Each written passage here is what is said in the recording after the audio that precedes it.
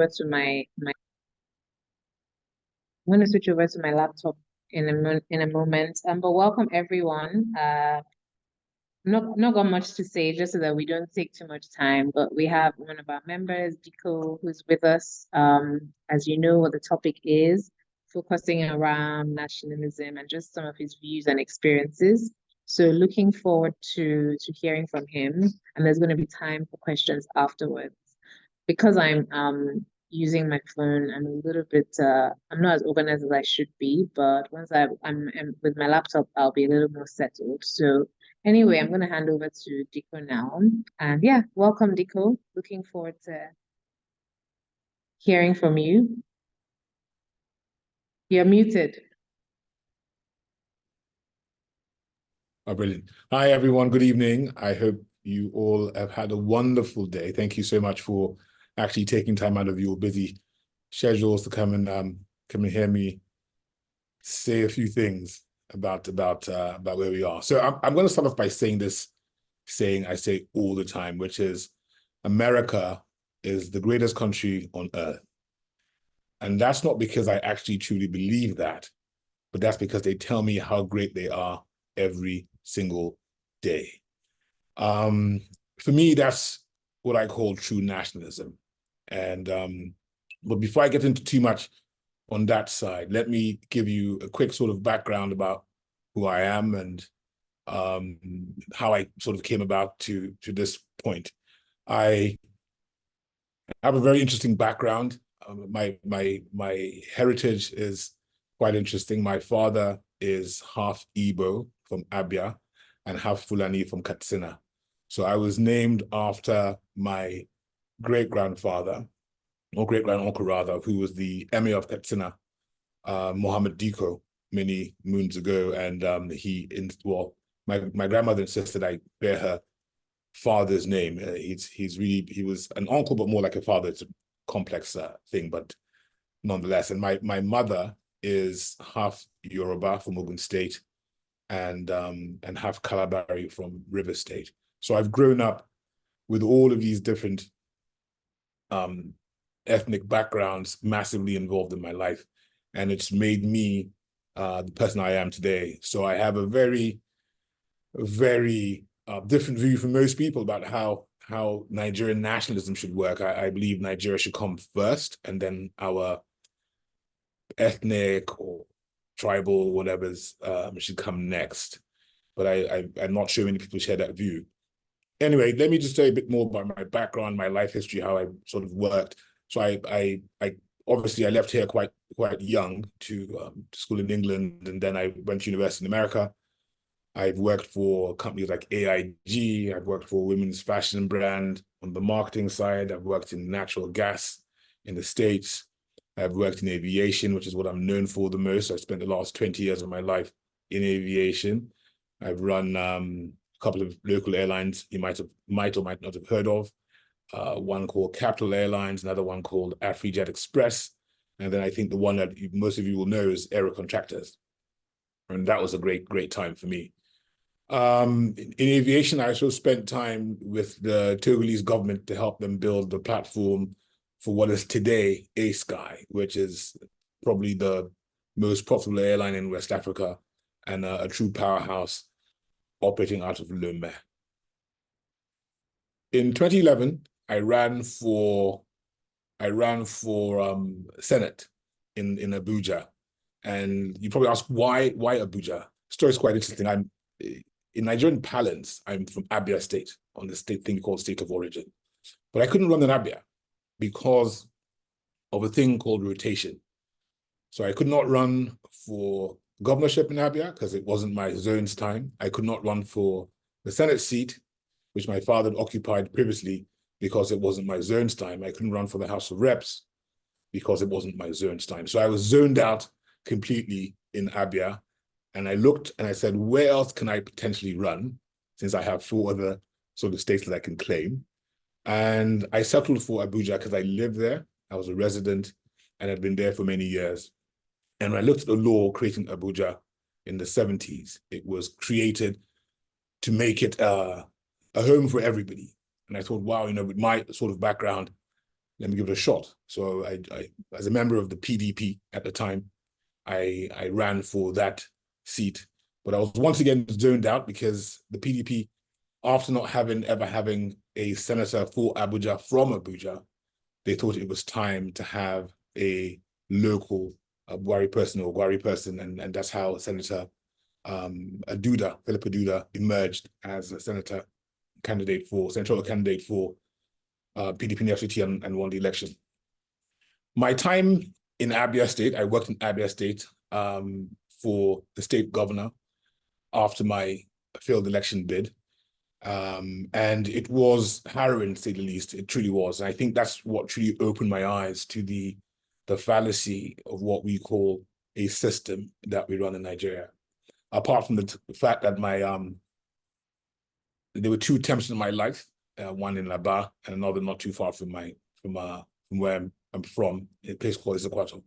It was, yeah, it was quite traumatic, but we powered on. As a matter of fact, the current chairman of VGC, Gihane Mbelu, was one of the people that worked with me in Abbey at the time, and we tell the story all the time how we were just honestly just saved by God, and it could have been quite nasty, but we were quite lucky that we didn't get killed. But we decided to just carry on and stay for another year, but it was really hard. You know, when you see the failings of government, and this is why I talk about a conservative approach, and I'll talk about this a bit more as we sort of go along. Now, I was very privileged growing up because both my parents served Nigeria in various capacities. As my father was in the army, retired as a general, had been a governor of all Imo State, been a senator of the Federal Republic, but he was also Nigeria's foreign minister for about 6 years in the late 80s and early 90s. And that exposed me to a lot. My mother was was at the time a civil servant. She rose all the way through to become a federal permanent secretary and never quit her job one day, even though my father had all these high profile appointments. She just stayed on, and that taught me lots of lessons about running your own course and not being pulled off by anybody, husband or wife. It was during that time I got to meet a lot of people. I got to see a lot of things. My parents were extremely open, talking about Nigeria, talking about government, talking about challenges, etc. And it was tremendous to have that sort of access at a young age. I met many leaders from around the world. I met many African leaders specifically. And the one thing that struck me about these leaders was their continued reverence for Nigeria. If not for Nigeria, if not for Nigeria, if not for Nigeria. And this didn't just happen then. It happened all the way until, I'll say, 2005, when I sort of pulled, maybe the last few ones that I knew that were alive or that were still in power would talk about Nigeria with such reverence, about how we helped them, how we did so much for them, how we saved them from going to war. It was a tremendous thing to hear.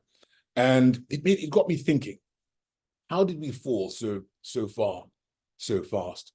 But we didn't fall far fast. It was a mistake from the very start. It was from the very beginning we got it wrong. And here's my analysis of how we got there. I think after independence, or during the quest for independence, we didn't want to be like our European colonizers. The word profit or capitalism was dirty because we saw what it made them do to us.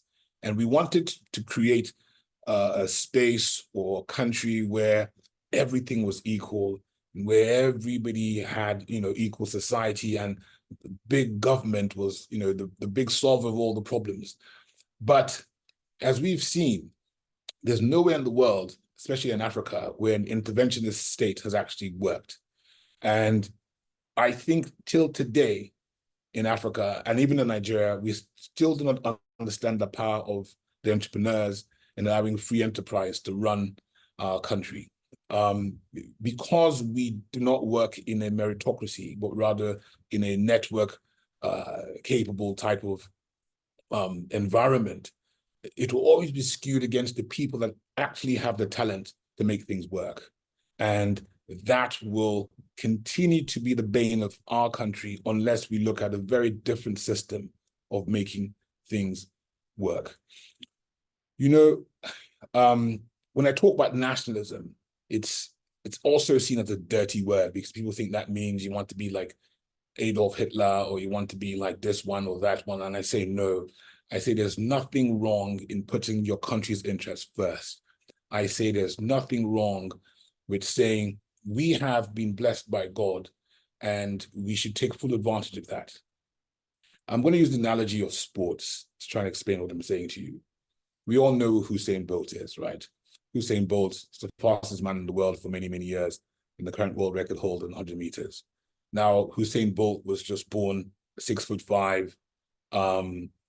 You know, he was born the way he was born. And with a lot of training and a lot of, pushing very hard, he was able to be undefeated for many, many years. So it was a combination of being a specific kind of specimen, just born genetically that way, gift from God, and then hard work that made him so dominant for so many years. It doesn't mean anybody else was not dominant or wasn't training as hard. There was just that little X factor that they had. And that's what I think we have as Nigeria. We have a little X factor, which is that we are blessed. We're blessed in so many ways. We're blessed, with some of the most amazing brains you would find in the world. I mean, anywhere you go in the world, you see Nigerians, and when we're thriving. And a lot of us are thriving, not doing anything illegal. I think that says a lot about us as a people and how we can harness that through a more conservative approach to government would actually, I think, do wonders for us. Now, we need to stop playing small. We keep playing this very small game, and I look around the world and I say, what have we done? Why can't we seem to think how we can leapfrog to the next level? You see countries like Israel. Israel is surrounded by all kinds of enemies, but they, let's not talk about what they're doing right now, but before this, it's amazing what they've done in that country with barren lands and nothing really working for them, and surrounded all around by enemies. They were able to leapfrog all of their neighbors and have a far thriving and far booming economy than anybody else. And that's based on very simple nationalist as well as conservative approach to business that has made them so powerful. But I think all is not lost. It's not too late. And there are great examples of that. And I'm going to pick two that are large, bigger than us, that are more complex than us, as examples of what a nationalist and a conservative approach to building an economy, the difference it makes. And those two are obviously going to be China and India. China in 1978, under the leadership of a man called Deng Xiaoping. In fact, I think this is his book here, this one here. This is his book. Deng Xiaoping, they realized that what they had wasn't working because, human beings, there's this thing about human nature, which is human nature abhors equality. And I know that sounds not a good thing to say, but we just don't. We like to have one up on people. It's just the way we're built. It's through faith and other things that we are a little bit more, we care more about our neighbors. But human beings by nature want to be the best at whatever they do, especially if they put their mind to it. And China realized that they couldn't get the best out of their people if everybody worked and if some people worked and everybody got something.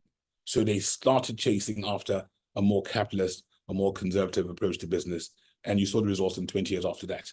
India, after many years post-independence, working on a very socialist type, let's create this utopia, let's create this environment where everybody is equal and let's all hold hands and sing Kumbaya. In the mid-90s, under the premiership of Rao, I can't remember his first name now, Prime Minister Rao, they made a U-turn and opened up the economy, made it more competitive, opened up for business from all kinds of people all around the world. And in 20 years, you saw the change. And today, where India is, they've left us completely behind. And I think that these two countries actually set the tone for us to say, it's not too late for us to actually look inward a bit more and to use conservative principles to build a more better system for us.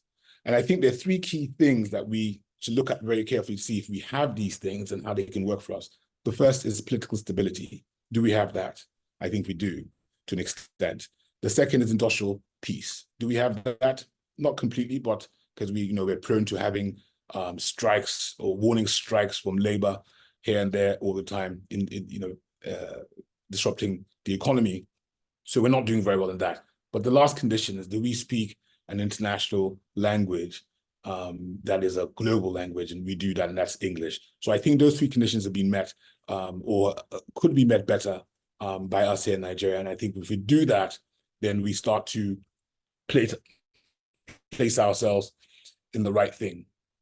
Now, our people are going to be the toughest part of this equation. Getting our people to change will be the hardest part. And in every story that I've read, from China to India, and I dare say Singapore as well, the toughest part was getting the people to change. In Nigeria, what I do, the way I look at us, I live in Lagos, and you know how Lagos people drive. We drive as they were the only ones on the road, as they were the only ones that own the road.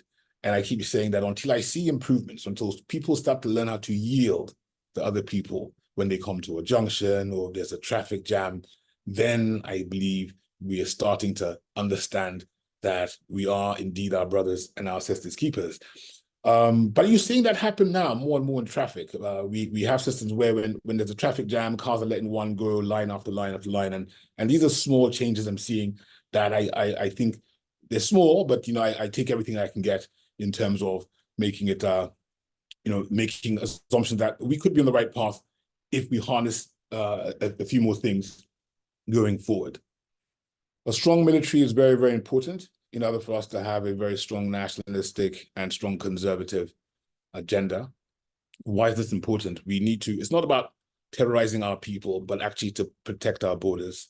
We're not doing a good job at that right now, and that's not the fault of anybody's. We should also be producing our own hardware. The good thing about technology is that it allows us to leapfrog to the next level. And I can talk about this for days, by the way, but I won't go into this in too much detail.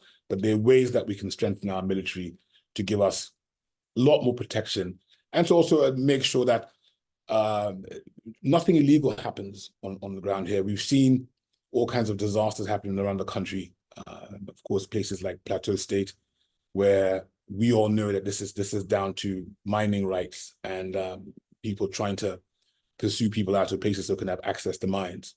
So it's a very selfish venture.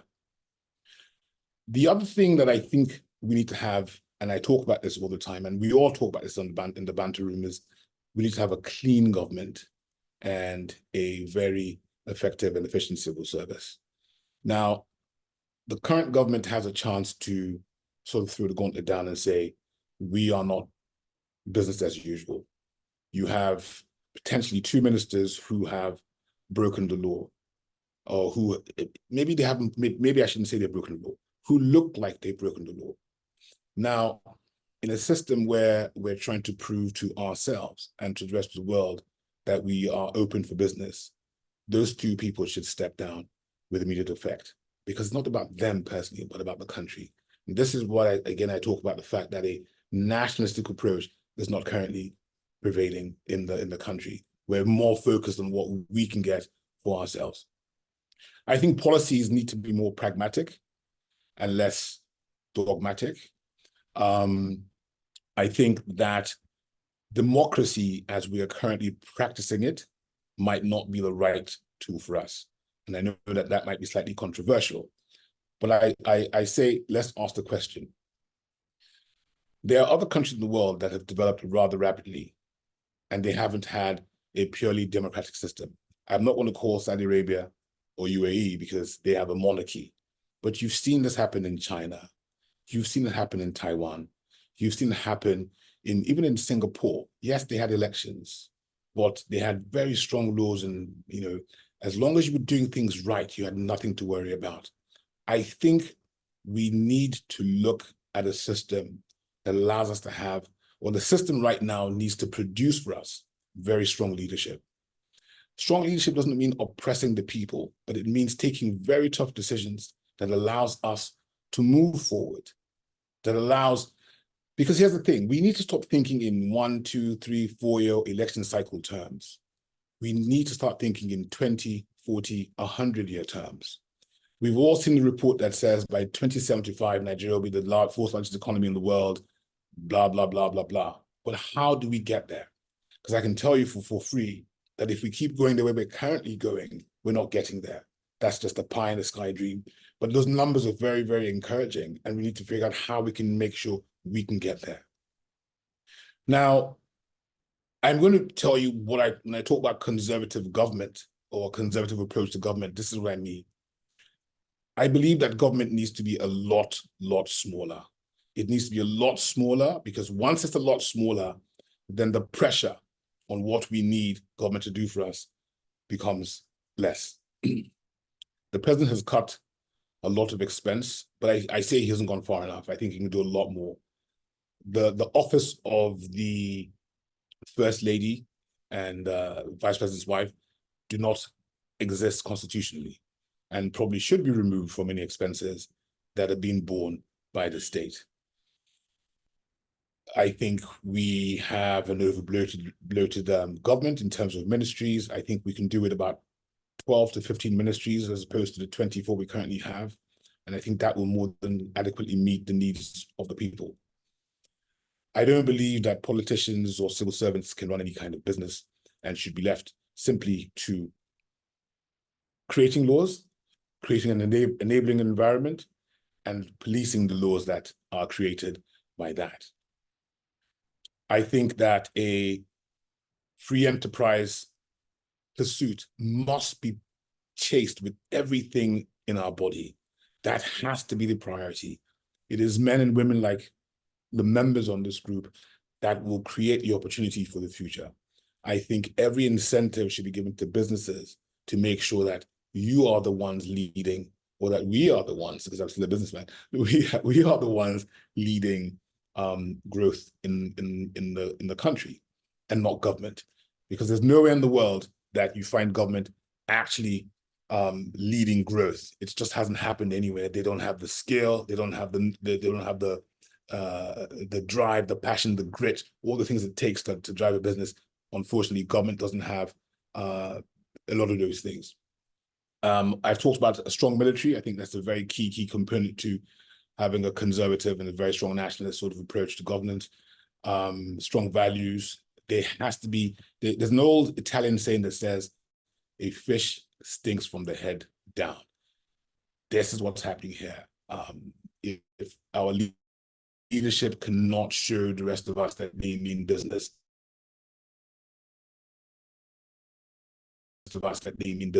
we will carry on. Finally, attack on the trade imbalance that we currently have as a country. And we can actually close this gap by allowing or pushing entrepreneurs to lead the way. I think manufacturers should be given massive tax breaks and massive incentives. In fact, probably pay no taxes for up to 10 years to allow them to build.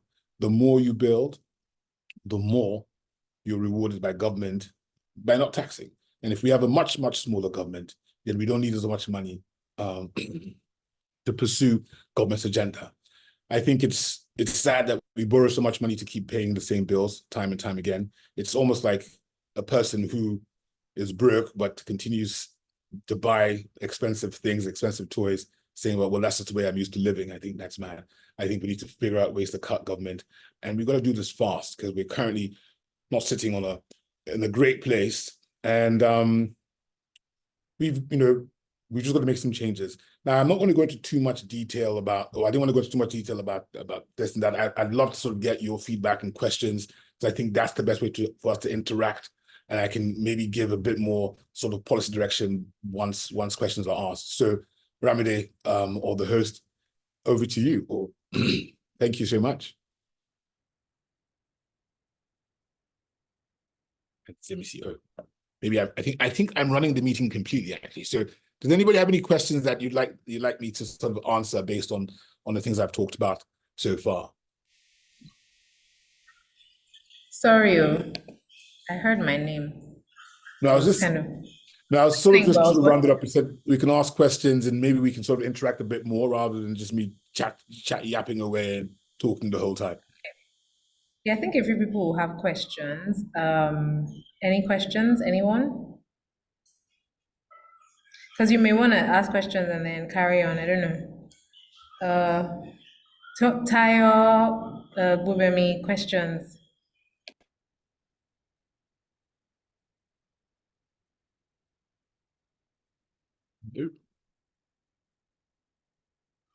Okay, maybe I'll start. So for me, the concept of nationalism, it's, yeah, exactly, right? So it's easy to say, but how do we go about it? And that's literally what Bubemi has asked. So maybe, yeah, Let me see. because it's easy to talk Let about, me but see. practically, oh, questions are coming in. Let me Okay, here shut we up go. now. Interesting background. So what's the best way citizens lead national development?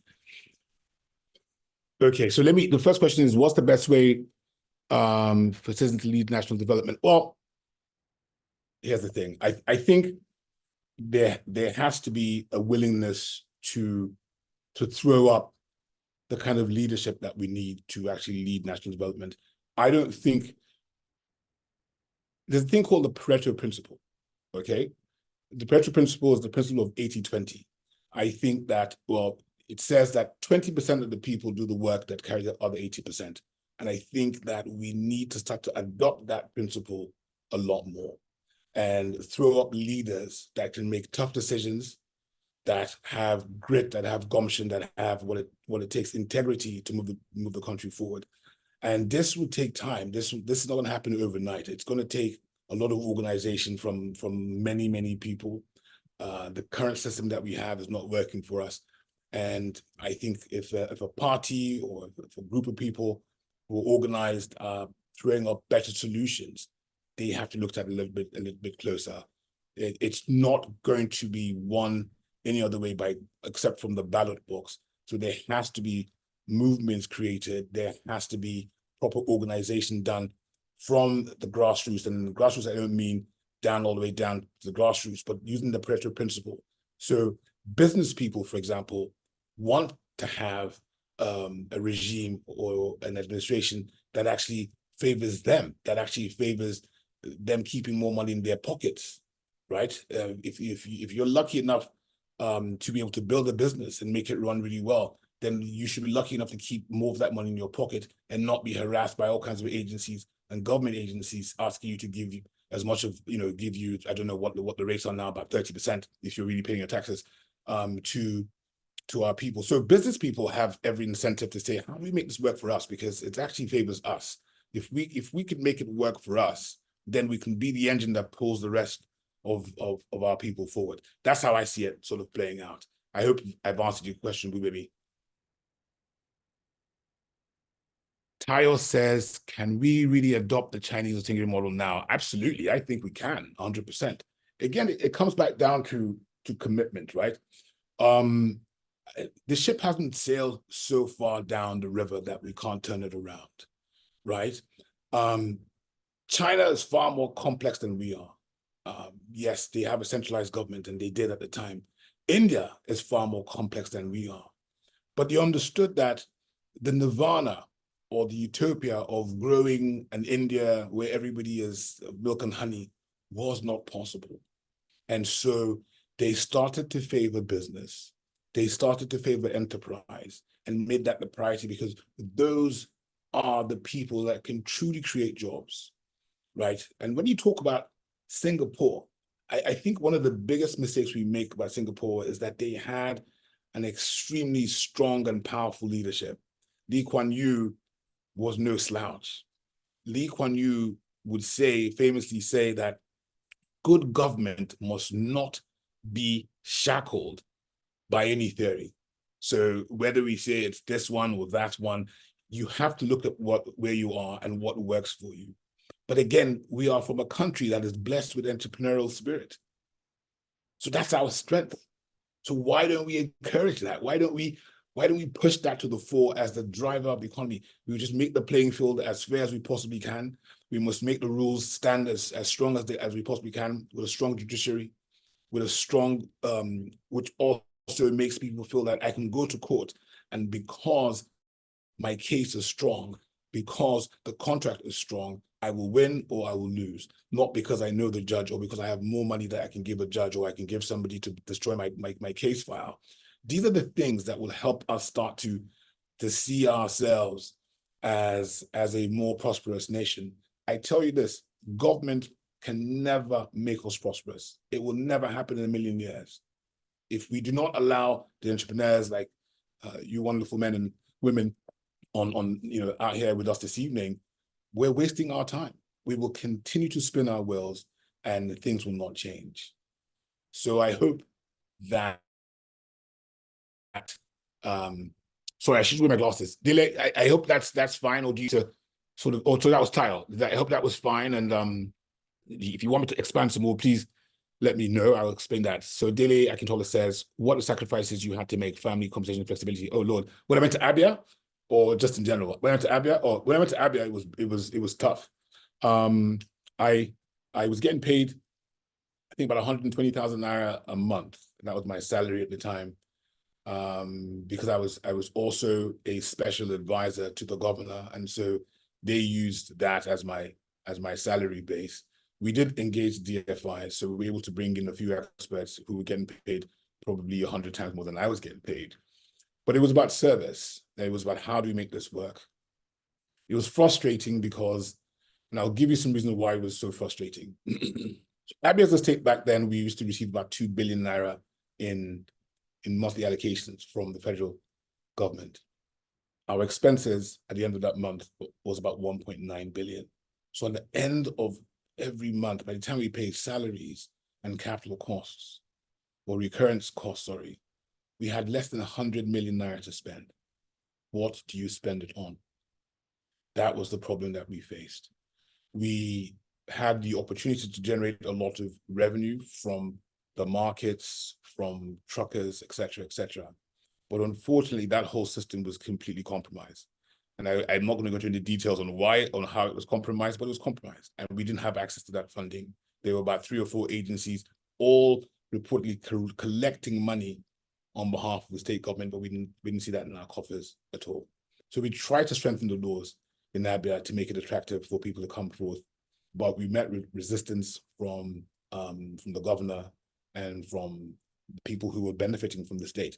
So it was very, very hard. And again, when government is the largest employer in any state, that in and of itself is a major problem, because then there'll be no movement whatsoever on what can happen. I did put forth a very aggressive plan to my governor, which he said, and because it was the second term, I said, let's let go of a bunch of staff. Let us spend that money training them in a number of different things. We have a lot of arable land in Abia. Let's give them incentives to farm.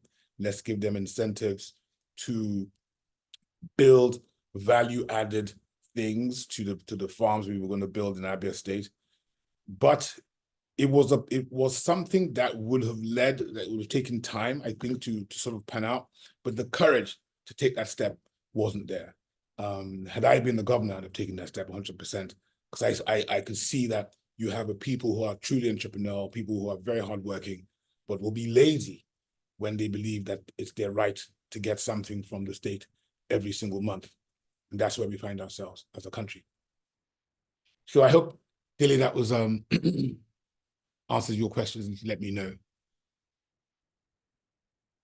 The things, okay, very interesting so far. 100% things may seem a bit far-fetched when it comes to execution. How can we contribute? Okay, great. Contribution and execution. So for me, this is not just a talking shop. I'm building something called the Heritage Initiative. I'm building a very strong board of very, very strong and influential Nigerians. The whole goal of this foundation, it's called an initiative, is to see how we can drive home some of these conservative nationalistic policies by getting and engaging on many, many levels. So not just at the federal level, but also at state level. We've seen what a lack of preparation has done to many of our ministers and the people that work in government. These are things we want to address. We want to crowdsource as much policy papers from Nigerians, both domestically and in the diaspora, that work under these 5 key areas of free enterprise, smaller government, strong social values, strong military, and an attack on the trade deficit, because without that, we will never be able to close the forex gap that we're facing right now. It's really a simplistic approach, but I think one that will be extremely effective based on the people that we're trying to bring on board to work with us and the resources that we expect to be able to raise in the coming years. But again, we're not playing a short-term game. As I said, we're not playing a 3-year, 4-year cycle. We're trying to play a long game because we know that this road will be very hard and not one that will be easily sort of just come in and sweep the day.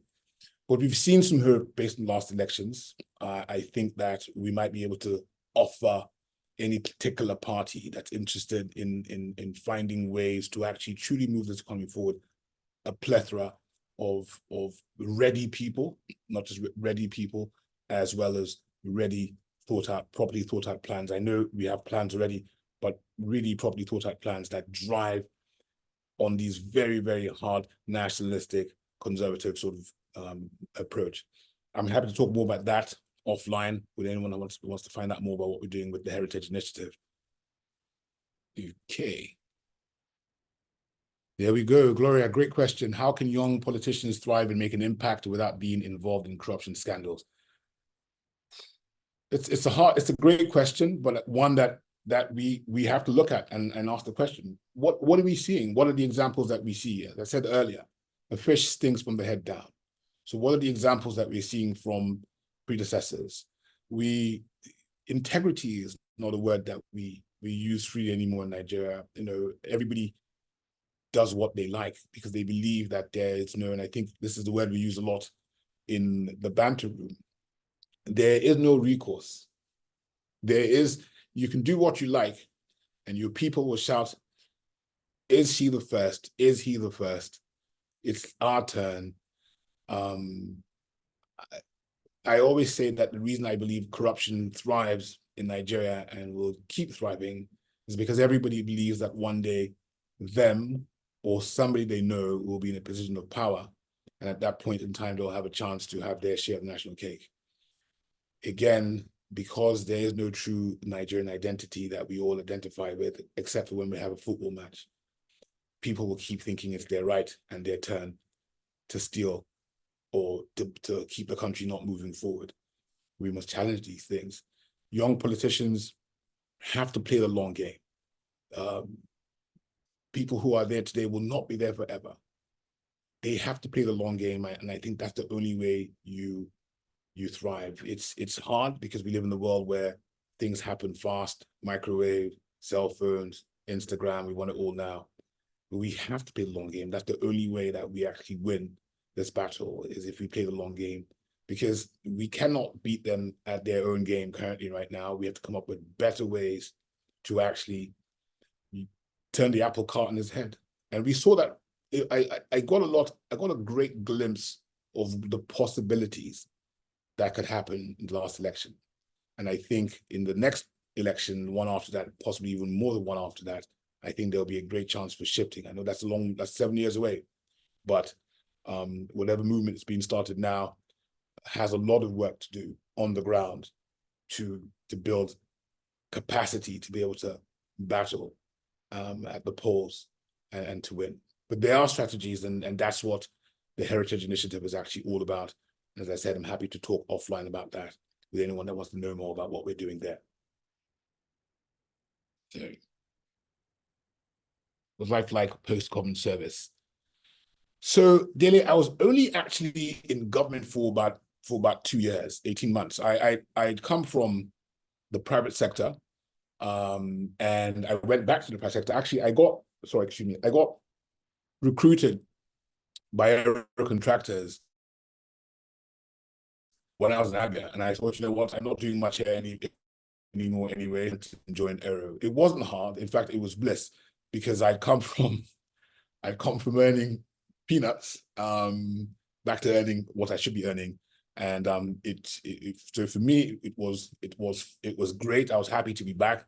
I was also very sad because obviously I saw what I saw in Abia, and it was it's still one of the most backward states in the country, even though it's blessed with so much, with so many smart people, with so many industrious people.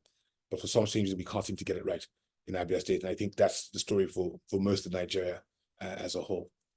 But all in all, but now I feel a very strong calling to get back involved in the public sector in any way that I can, in any small way that I can, because we can't all just keep complaining without doing anything.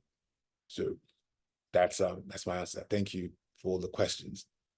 I hope I've answered all your questions really well tonight. And as I said, you can just hit me up on the group, reach out to me. I'll have to share with you information about what we're doing at the Heritage Initiative and how you can participate in it. But I'll quickly say this: what we're looking for, what we need is expertise. We need lawyers, we need marketing experts, we need people who who can write great policy papers.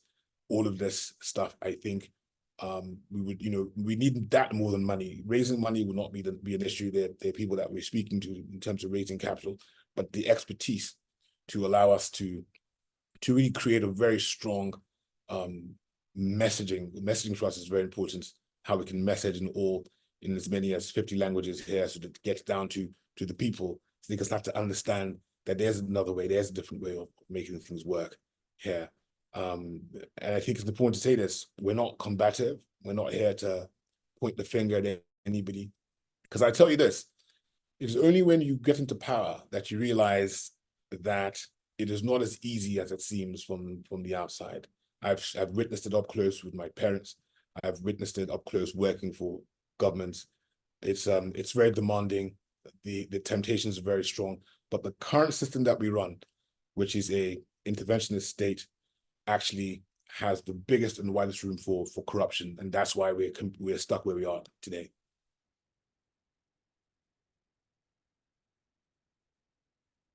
Any more questions? Okay. I think we're done. Is there another question? No, I think we're done with questions, actually. Yeah, I think that was very informative. Thank you. I would have liked for it to be longer, to talk more about, give examples and draw sort of like parallels. I know you mentioned some countries that, like the Chinas, maybe even the Indias that are nationalistic, or maybe, like you mentioned, people can reach out to you offline to sort of dig a little deeper. Did you call it the Heritage Initiative? That's correct. Okay. So yeah, it would be good to find out more about that as you're building and establishing that entity or initiative, and just see how those who are aligned with the same vision can join and be a part of it and come on board. So with that said, Awesome. thank you very much. Thank you everyone for Thank making you. time. Thank you all for making time. We truly appreciate you. Thank you so much. And yeah, look forward to I think we have Olar next week. It's going to be more focused on finance. So look forward to that. We'll share the details soon. Thanks, everyone. Thank you all. Have a great night. Thank you so much. Bye, guys. Thanks so much. Bye.